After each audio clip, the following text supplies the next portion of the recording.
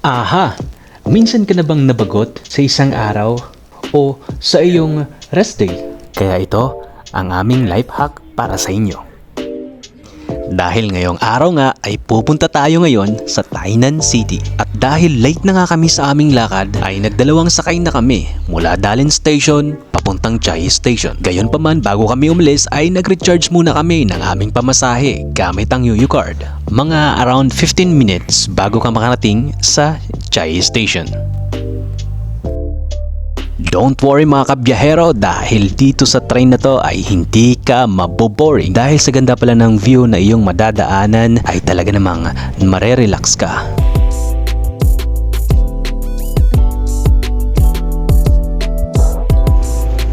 Matapos ang ilang minutong sakay namin sa train mga kabiyahero ay agad na kami nakarating sa Chiayi Station.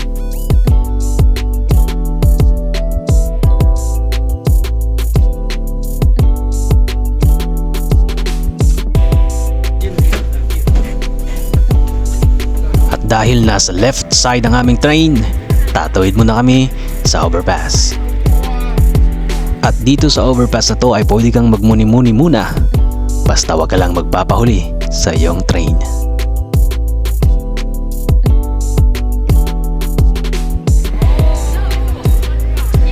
So andito muna kami sa waiting area dahil 10 minutes before arrival ang aming train, kaya kakain muna kami.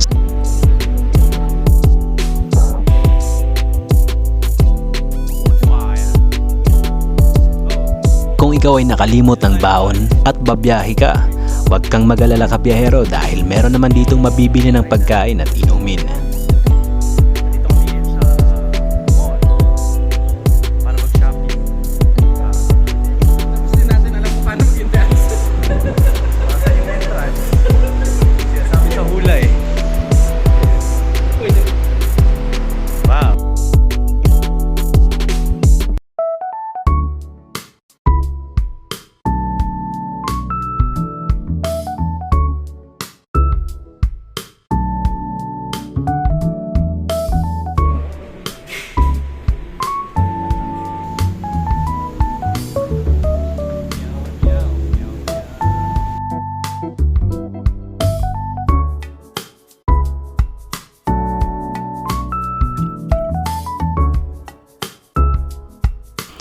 At habang inaantay namin ang train, kakain muna kami dito.